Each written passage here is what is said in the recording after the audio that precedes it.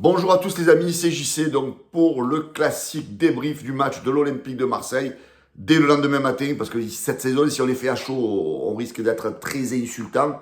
Mais bon, on a envie de l'être malgré le décalage horaire et le repos de la nuit. Donc hier soir, l'Olympique de Marseille s'est incliné 3 buts à 1, les amis. On commence à avoir l'habitude, les défaites cette saison, on les accumule. Donc aujourd'hui, je vais vous faire donc le débrief du match. Donc, on va commencer par la compo mise en place par Gasset dès le début du match. Donc, restez sur la vidéo parce que sur la fin, je vais quand même demander des têtes, des démissions. Et voilà, les gars, restez branchés sur la vidéo. Donc, la compo Lopez, Merlin, Balerdi, Gigot, Garcia, Verretou, Gay, Unai, Harit, Aubameyang et Luis Enrique. Voilà. Déjà, quand tu vois cette compo, tu te dis, putain, qu'est-ce qu'on est mal engagé. Après, vous allez me dire, il y a les blessés, il y a ci, il y a là. Il a peut-être pas trop le choix, Gasset, à sa défense. Mais moi, je vais pas l'allumer, Gasset, parce que comme je vous l'ai dit depuis le début de la saison, à part le premier coach qui a été choisi par Longoria, qui était une chèvre et qui nous a fait faire partir des joueurs parce qu'il estimait que certains ne pouvaient pas s'adapter avec son style de jeu. Donc, à part le premier coach, les autres coachs, Gattuso, il est venu, il a fait ce qu'il a pu. Gasset, il est là, il fait ce qu'il peut. Il est en train de se rendre compte que dans son effectif, c'est plutôt un effectif qui est bon juste à brouter l'herbe. Hein, c'est les chèvres, hein, voilà. Hein. Donc voilà, donc à un moment donné, je pense que même si tu mets Superman, Wonder Woman, qui tu veux, dans cette équipe comme coach, le mec, il peut rien faire. Même si tu mets Zidane, Klopp, qui tu veux, Guardiola, quand t'as des ânes, les amis, vous connaissez le proverbe autant que moi, hein, des ânes, on n'en fait pas des chevaux de course, et là, malheureusement, c'est comme ça. Mais quand tu vois cette compo hier soir, dès le début, Gigot d'Agnon, je trouve que ce mec-là, il a juste le semblant de faire le Marseillais. Il fait le nerveux, il fait ci, il fait là, il fait le mec à la grinta. Mais techniquement, il est zéro. QI footballistique, à la place du cerveau, il a de l'eau. Donc, Gigot, c'est une chèvre. Quand je pense que certains allument Balerdi, il a 14 gigots dans les jambes.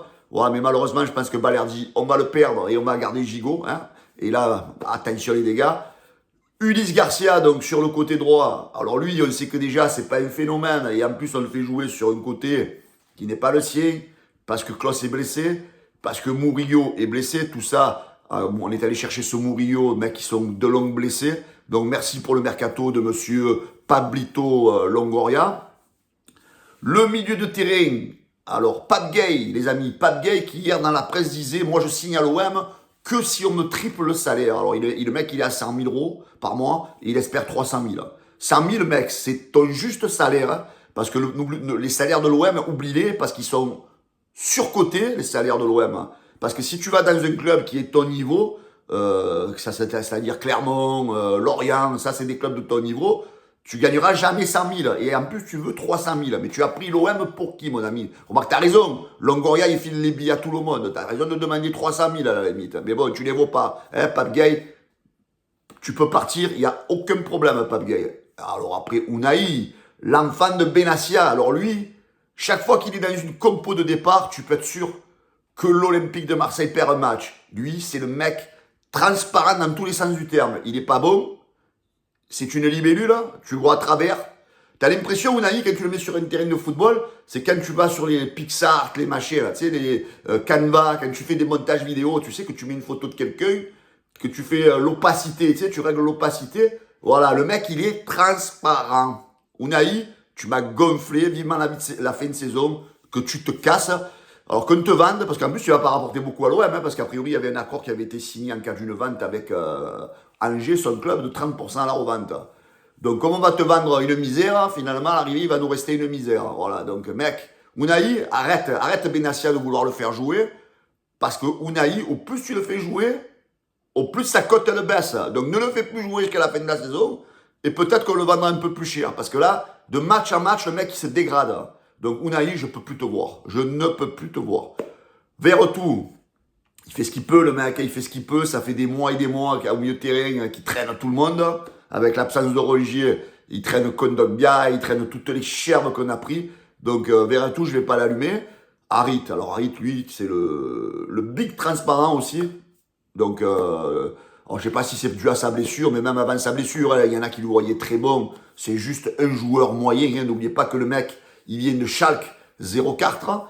L'autre, là, la pépite brésilienne, là, Luis Enrique, on croyait qu'il allait devenir un grand joueur, hein, au dire de Pablo Longoria, là, donc on l'a gardé. Donc on se rend compte que finalement il est nul, hein, donc ça c'est pas une nouveauté. Et Aubameyang, voilà, bon, c'est le seul. Bon, hier il a pas fait un match extraordinaire, il a perdu un tête-à-tête à un moment donné avec le gardien. Mais est-ce qu'on peut lui en vouloir à Aubameyang? Le seul truc que je critique, moi, c'est le salaire que Longoria il lui a donné. C'est très élevé, pardon. Et hier, le mec, après, il est pris par des piges. Quand tu vois avec les Cherves qui jouent, après, tu es écœuré, hein. Tu es écœuré, voilà. Donc, une compo qui faisait très peur. Et donc, la peur de la compo, c'est traduit dans la réalité du score. Hein, donc, comme vous le savez, voilà, les Lillois nous ont battu 3-1. En plus, on a joué un Lille, à mon avis, qui n'était pas au top. Donc, un Lille que j'ai trouvé moyen hier soir. Et malgré tout, ils nous ont enfoncé 3-1. Donc Paul Lopez, il y en a beaucoup qui le critiquent. Pour moi, hier soir, ça a été le moins mauvais des Marseillais, hein, parce qu'il a fait quand même quelques arrêts. Parce que s'il n'y a pas ces arrêts, tu en prends au moins 5. Hein, voilà, donc à la limite, voilà, donc je vais pas le tailler, parce que quand tu as affaire à des joueurs comme ça, c'est dur, c'est dur. Lui-même, si c'est pas le meilleur des gardiens, c'est compliqué. Hier soir, ça a été le moins mauvais. Le match, donc 3-1, 54e minute, on va revenir sur Monsieur Gigot, le mastre. Donc il fait une faute indiscutable dans la surface. Ce mec-là, je sais pas, c'est un bourrin complet. C'est la reine, c'est le roi des chèvres, hein, qu'on a sur le terrain, je pense, lui aussi. Donc lui, en fait, il a de l'eau, il a un QI d'huître footballistique, j'ai l'impression.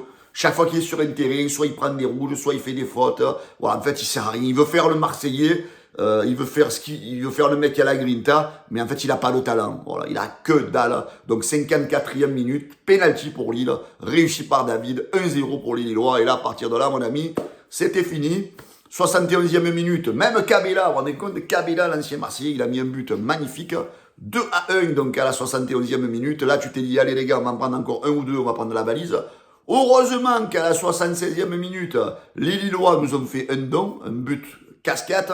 2-1. Après, ils se sont sentis légèrement en danger, parce que bon, avec l'équipe qu'on a, tu ne les mets pas en danger. Ils ont un peu accéléré, 5 minutes après. Donc, Gudmundsson, 3-1. Et je vous dis, ils ont manqué des occasions, ils auraient pu nous tuer. Donc, score final, 3-1. Je pense qu'on s'en sort bien, le score aurait pu être plus élevé. Les changements faits par le coach, je trouve que ça a été très tardif. Mais bon, après, c'est toujours pareil. Sortir des ânes pour entrer des ânes, c'est compliqué quand tu es coach, les amis, c'est compliqué. 65e minute, Mumbagna remplace Enrique. Alors lui, je ne vais pas le tailler, parce que malheureusement, on ne l'a jamais vu jouer, ce Mumbagna. Mais pourquoi tu es allé le chercher au mercato d'hiver, puisque tu ne le fais jamais jouer? Ça, c'est le point d'interrogation de l'Olympique de Marseille et de la gestion de Pablo Longoria. Kondogbia, le mec, monsieur Blessure, a remplacé Padgay, le catastrophique.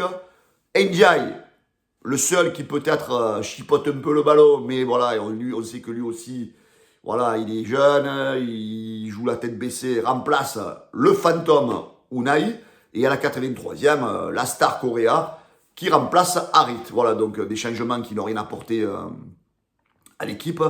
Donc voilà, donc le bilan de cette rencontre, c'est que les fadas, hein, les rêveurs, je vais appeler ça les rêveurs, qui croyaient qu'on avait encore une chance d'achoper le podium pour aller en Ligue des Champions. J'espère que ce soir, ils se sont rendus compte, hier soir, que c'était terminé. Hein, parce que moi, ça fait longtemps que je sais qu'on n'aura pas le podium.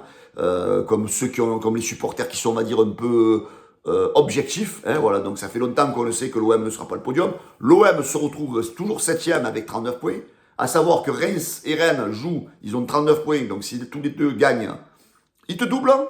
Et le pire, les amis, qu'on s'est moqué des Lyonnais en début de saison, les Lyonnais jouent à Nantes ce week-end. Si les Lyonnais gagnent, ils reviennent à 1 point de l'OM. Hein. N'oubliez pas que moi, je l'ai annoncé il y a 1 mois et demi à l'arrière, ou 2 mois, je ne sais plus, que Lyon allait finir avant l'OM cette saison. Donc voilà, et les Lyonnais nous reviennent au cul, hein, alors qu'on avait je ne sais pas combien de points d'avance. Voilà, donc quel bilan faire? Donc malheureusement, toutes les semaines, on fait le même bilan. Alors le week-end dernier, ou le dernier match, je ne sais pas quand c'était, Pablo Longoria, parce que maintenant, quand vous le regardez qu'il est filmé dans les tribunes, il fait l'italien, hein, l'espagnol qui parle avec les mains, il fait le mec qui comprend pas, il comprend pas. Mais qu'est-ce que tu comprends pas, Pablo Longoria? Tu as vu un peu l'équipe que tu nous as fait cette année?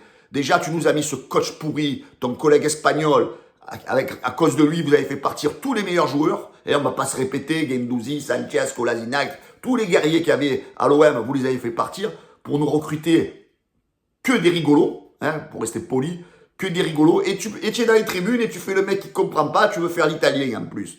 Pablo Longoria, écoute-moi, à un moment donné, stop, faut que tu te casses.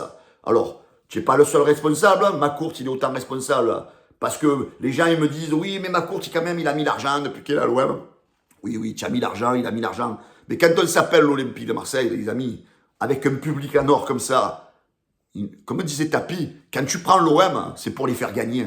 Tu prends pas l'OM pour rigoler. Oui, il est venu à l'OM pour faire du business. Et en fait, le foot, il s'en branle, ce propriétaire. Donc, à un moment donné, Macourt, casse-toi. Toi, Longoria, j'espère qu'à la fin de la saison, là, bientôt, tu vas faire une conférence de presse pour nous annoncer ton départ, parce que ça peut pas durer. Les supporters, ils en peuvent plus. Benassia, casse-toi toi aussi. Parce que quand tu vois les joueurs que tu nous as fait venir aussi au Mercato, oui, les gens ils vont dire qu'il n'a pas les moyens, il n'a pas l'enveloppe, mais tu es nul toi aussi en fait. Tu es nul, dégage, voilà, dégage. Parce que quand je vois que tu as pris Unai déjà dans ton portefeuille d'agent, pour prendre un mec comme Unai, c'est que tu connais pas, tu es nul en agent, tu es peut-être meilleur footballeur, mais stop. Voilà, ce trio-là, Macourt, même Tessier, parce que je veux pas de Stéphano au club, moi, je veux des mecs de la région, des mecs de Marseille, et qu'on soit racheté par un mec et du pognon. Alors, Macourt, casse-toi. Longoria, alors toi, tu n'es plus désiré du tout à l'OM. Hein. Va-t'en, parce que plus des gueuntèmes. Hein. Oui, tu as encore quelques défenseurs, là, quelques brouteurs qui te broutent encore, mais casse-toi, plus des gueuntèmes à Marseille. Donc, tu n'as plus rien à faire à l'OM. Dégage. Dégage Longoria. Et j'espère que la saison prochaine, ils vont pas rester. J'espère qu'il va se passer quelque chose cet été.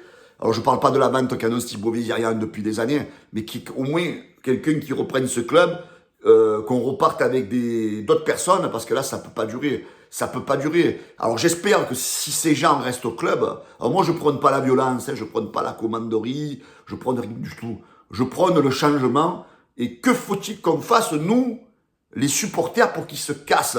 Parce que le seul problème, c'est que Marcourt, il s'en branle. Lui, il est là pour le business. Et le problème, c'est que le pognon, on lui fait rentrer. Le stade, 66 000, les abonnements, je sais pas combien il y en a. Donc, j'espère qu'il y aura une prise de conscience de tout le monde, que s'il n'y a pas de départ de cette direction, s'il n'y a aucun changement, j'espère que les supporters, au fond d'eux, ils vont dire, vous savez quoi? On ne prend pas l'abonnement cette année, on attend le mercato, on attend de voir venir. Parce que si c'est pour avoir des joueurs de merde, avec une ambition zéro, les amis, le mieux, c'est de ne plus aller au stade, pour que Macourt il soit pris à la gorge et qu'il le vende le club. Lui, s'en fout, l'argent il rentre, les supporters ils sont là, 66 000 par personne à chaque match. Voilà, à un moment donné, les maillots de l'OM, on s'en branle, on les achète plus. On les achète plus, il faut arrêter. À un moment donné, il y en a marre qui nous tiennent ce club en otage. Nous, on a envie de vibrer au stade, on a envie de vibrer. Nous, les vieux, on espère un jour reconnaître l'OM, que l'OM refasse un petit peu des belles saisons en Ligue des Champions et qu'on vibre un peu.